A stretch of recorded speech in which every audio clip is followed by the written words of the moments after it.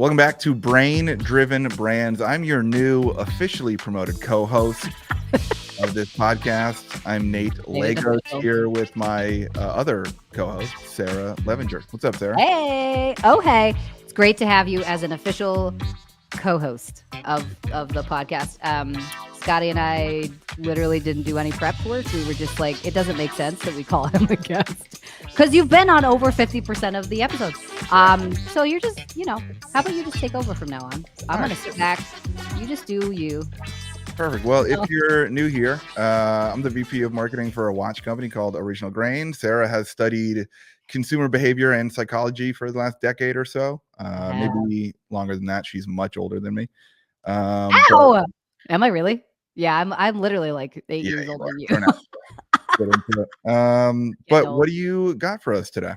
I have some really interesting stuff. First of all, Sarah came into this conversation a little bit angsty today because I'm seeing a lot of really interesting tweets talking about the same thing that we've talked about for the last 4 years, which is which one is better, volume or precision? And that conversation just gets me so hyped. And I can see you shaking your head. I know you don't want to talk about this, but we're going to talk about it anyways, because I saw a tweet yesterday, actually, from Jess from Fireteam. Shout out to Jess. You probably don't listen to this. None of these people probably even listen to this podcast, but I do shout outs anyways, because I always like to say hey to my friends. He did an entire post about an ad that he iterated 55 times to find to find this winner. And again, nuances. Everybody take everything that is ever said by anybody in this industry with a grain of salt, because everybody has their own methodology for how they want to do things. I personally think 55 iterations of one ad is a lot. That's a whole lot of ad iterations. So today's topic for this particular episode, because I know Nate's going to love it, is what is it? Volume or precision? It's a creative freaking war that we're having. Everybody's got their own opinion. I want to know Nate's opinion. Which one do you subscribe to, sir? Have you seen anybody advocating for mass creative volume that doesn't sell content creation services? Ooh. Because I haven't. No. And no, I didn't notice that. And that's my take on this thing. Like, obviously, quality matters. Show. Great chat. Wow. Way more than like. I think the idea that you can just throw shit at the wall and see what sticks, like people look at that as a good thing. I think you're just going to end up with shit all over your wall. And I would agree. I would tend to agree with that. I'd rather spend our time, get to know our customers better, shoot like super high quality content, and launch 4 ads a week. Cause I don't think you need much more than that. Even if you're doing, 40 million a year. Like, I just don't think it takes as much creative as people are advocating for. Yeah, Jess and I actually got into kind of like a heated discussion maybe about a year ago about this, because I for one go for precision, just because I'm so based in like psychology and understanding the human brain and how behavior actually works. I would so much rather go after an extremely targeted message that's very, very well suited to the emotions your customers need to feel to buy, then throw spaghetti at the wall. And then when we don't have enough spaghetti, we just borrow it from our competitors and throw their spaghetti at the wall. Now, again, I'm not saying that like volume is not based in research. It's often based in deep-seated research. The issue I have with it is, one, it's incredibly expensive to create that much creative at scale. It doesn't matter how big your creative team is. And two, I find it to be almost like a lukewarmed, like a dulled kind of a message. Over time, your message kind of just starts to wash a little bit because you've taken something that this initially hit and did pretty well. Now let's try and make more winners of it. And you just kind of get bland. It goes to like rice level, kind of not great, not so tasty for a customer. So you guys, though, if I remember correctly, you guys are running straight off of statics, like a lot of statics in the ad account. So do you believe in doing iterations of statics that are working? Because that's a cheap form of ad to produce. Yeah, I don't know if you'd call it iterations. We extend it to other products and other collections. So like when we have a great ad format for one watch that crushes, we'll go recreate it for 6 other watches or a different collection, but it's Okay. the same format. Often the headline is as close as Interesting. it can be, as long as it still describes that watch. Yeah. But no, we're never making tweaks. I'm like, well, what if we make the headline 10% bigger? If we change the CTA, like we don't get into that. That seems like so much work Interesting. to produce so little impact. And I think like that's I something that would agree. in this I would agree. conversation. I think small changes produce small changes. Yeah. And Yeah. why would you be going after small changes unless you're already doing 250 million a year, which Yeah. you're not, Yeah. unless one of 4 guys in this industry are listening to these. You're not. Yeah. I'd rather come up with net new ideas based in customer research Yeah. that I are would agree. much different than everything else we're running to see if we can get something to beat our best ad by 25%. Yeah, I would agree. Those big swings, I think, do a lot more damage, especially if you're at a very specific size of brand, if you're at a specific revenue cap. I have noticed, and again, Sarah has her own thoughts about like volume and creative testing. I find it to be not usable for almost every type of brand that I've consulted for, mostly because the issue that I see most often in creative teams, especially when I come and consult for creative strategy, there's too many ideas, right? So the brands have like thousands of ideas stuck in some sort of a Notion board that they're trying to sift through to figure out which one we should prioritize first, but they don't have any like methodology behind which one that they should test. So they just test them all. And I'm like, maybe don't do that, because at the end of the day, we're writing off of whatever the consumers are doing right now, which changes about every 12 weeks. Every time we hit a new season, or twice during Q4 because of Black Friday, we end up having like a new consumer behavior come up, and the creative that we're testing is probably going to fatigue just because you've based most of your volume test off of a summer behavior, not Mm. all winter behavior. So anyways, secondary tweet to this was posted by Cody from Jones Road, and he was talking about this like just test it is like the worst creative strategy there is. Thank you. I'm glad someone Which else I said would, that. yeah, I was like, There's an thanks, Cody. opportunity cost to testing everything that people don't Yeah. think about. I would 100. Well, that's what he was saying. He's like, it's cheap to test, so like marketers, and I'll put the tweet in the show notes so you can read it. But it's cheap to test, so marketers like hide behind this kind of shoddy work because it's cheap. I was like, dang, Cody, get it. And then he said, instead, like let's prep, right? Do research, like we're about to go into $100,000 production. I would agree. Yeah. His mindset around this is very admin style, which is I tend to subscribe to this admin mentality of if you're gonna do it, you might as well do it right because Yeah. it's expensive. Anyways, I digress. Yeah, no, I'm with that 100%. I'm glad someone is preaching that. Like, Yeah. how, like, exactly what our creative process is. And I can Mhm. tell you, I'm looking at our Facebook ad account right now. More than 60% of our budget is being spent on ads that I launched 6 months ago. Yes. When you Yeah. create good ads based on real consumer research and behavior, you don't need to change them every month. And they work Yeah. from May to August, and they're gonna be my top spending ads on Black Friday too. Yep. And I think just when you do it right, you don't have to do it often. Yeah. It makes me nervous too to think about how many wasted creative tests are just sitting in a freaking folder somewhere that's like, Yeah. are those ever gonna get used again? A Yeah. cheap solution to mass create creative with AI and everything. Yep. But it's like, hey, if you break down that cost per creative down to cost per winning creative, I bet it's higher than mine. Yeah. Like, yeah, your cost per creative might be $7 for each of them, but if one out of Yeah. 120 work, then you're still spending a lot of money to find your winning ads. Yes, yes. Well, and the other thing is, how much do those iterations cost you, right? So again, everybody has their own methodology. You got to like subscribe to the one that works best for your brand. But the way I think about it is, it's great if we do like hundreds of iterations off of one ad just to see if we can get it to hit again. That's fun.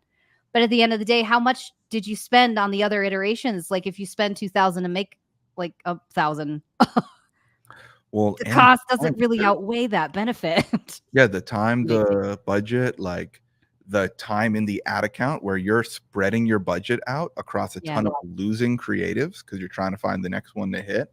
Like all that stuff adds up and hinders growth hardcore. Yeah. Yeah. Now I will say I've seen some tests from Jess that have been specifically his video tests when he does hook iterations. where he has significantly outperformed the original just by changing his hooks. I So think again, and videos matter a lot. yeah, yeah. Whatever people get drawn in with is pretty integral, pretty like to growth at least. Now, I Static would iterations, say, I don't know. I Know about think the that. hook is the only part of a video you should be iterating. Oh. So you would never iterate the like whole piece of it. No, because the back half is going to be what the back half is. You're going to need to talk about what you're selling, what the offer is, why your customer should buy it, what they're going to feel after they buy it. Like the back half is kind of the boring stuff that we know goes into every ad. The hook is like, all right, let's go try a dozen ways to grab the right person's attention so they get to the back half of the ad. Yeah, God, this is so good. I also think there's like a big split in the industry between people who do volume and people who do precision. There's few of us who do there's precision. not. I'll come back to that. You don't think so? No. Oh, okay. Hot take. I love these. I think it's agencies versus brands. Ooh, that's actually a good point. The circle of guys I talk to that are 8 and 9 figure CMOs, we don't talk about this. Oh. We don't mass test creative. Wow. Okay, that's like interesting this insight. actually doesn't like come up when I talk to other people that are sitting in the role that I'm in. What do you talk about? You guys argue about volume and matters precision. way more. CRO, new product development, cash flow, financial real important. Yes, stuff that actually grow a business. Building brands that people like. You know what I mean? Sorry, I know this is a marketing podcast. I have a marketing podcast too. It's called Tactical and Practical. Like, so much of this stuff that we focus on is like it's just not it. And like I've got a unique experience. I spent the week this week at Jack Daniel's distillery. They've been around for 100+ years. They've done billions of dollars. They do billions of dollars in revenue every year. You think they're worried about creative testing? You think they're worried about what they're this week? I'm gonna say no. Yeah, but not like we're talking about. Nope. Like, but I mean, Jack Daniels and these big brands, they don't really need it because they have like notoriety, right? Like they've been around for a long time. But at the same time, how did they get there? They didn't have social media when they were starting to grow. They built a fantastic product. Yeah, and they built a good product. Yeah. And then they got it into the hands of people who shared it with other people. That's about how it works. Fantastic stuff, Nate. Okay. Anything else? Yeah. I'm on Twitter and I have another tweet from Jess. Okay. That I think supports what we're talking about. Or Jess. We're just picking on you, buddy. No. This is a good one. I think he's on our side again. Okay. All right. I'm done. He said, AI can produce a ton of creative for cheap, which is great until you realize consumers still click on the best ad, not the cheapest. Oh. Yeah, that's a bar. That's what we're talking about. Yeah, that's a really good take, especially because people are trying to do cheap ads. Like nowadays, it's so expensive to create an ad, like we just talked about, that AI is becoming more and more prevalent to generate stuff like this. And oddly enough, I mean, how dumb is it that us sitting on a podcast saying make better ads is going to be viewed as a hot take in our industry? How much have we lost? Like, that was revolutionary for me. Yeah, of like make better ads. Make better ads. Now, I want to explain that because I hear a lot of people talk about you should just make better ads. They got to be better. They got to be better. What does that mean, better? There's basically only 3 things that I ever tell people that make a good ad. It's got to be relatable. Yeah. You need to make relatable content to the person that you're actually trying to draw in. It has to be shareable. If it's not interesting enough for me to send this to my mom or my brother or my husband or whoever I'm trying to like interact with inside my own personal life, it's not a good ad. And then the last one is you have to be able to do something with it. Yeah. What are they supposed to do after they watch it? Like if you haven't told them what to do, it's irrelevant basically to have that piece of content inside your ad account. It's not the same for organic, but for paid, I want to see those 3 things: relatable, shareable. It's got to have a point. That's it. Add a fourth? Yes, please do. I think so many people try to make ads that get the most attention instead of making ads that get the right attention. Attention versus intention. Yeah. I just posted about this last week, right? Like, is this ad, going to get a lot of attention and a lot of traction? And are you just going to get engagement? Or will this actually build intention to purchase? Yeah. They're very different. The ad I've spent the most money on in the last 24 months at the top of it says, if you love drinking whiskey, then down here, you'd wear this watch. Yep. And a bunch of people scroll past it immediately because they're like, I don't drink whiskey. And that's fine. I want them to scroll by it. Yeah. But it's getting the right people's attention to stop and look. And then I tell them what to do from there. So good. This particular ad, I want to point out, is identity-focused messaging. So instead of just focusing on the first part, which is like, if you drink whiskey, you'd really love this watch. You didn't say that, right? You didn't say this is the watch for you. So like we've made something. Yes. You specifically called out and said, prove that you align with this identity. Prove that you align with this identity by purchasing, by spending money, by like voting with your dollars. Yep. Yeah, I'm kind of works so well because it's identity focused messaging, and I can't get enough of it. Okay, I'm kind of implying like you're not a real guy if you don't wear a piece of it every day. Yes, you have pushed this into the realm of like, hey, freaking prove it. We're trying to wrap it up. Scotty's like, hey, get to the point. Okay, so in general, I personally believe volume is not the game until you've proven messaging, right? Until you have proven an effective message, and then start generating a massive amount of ads that speak to that one core message.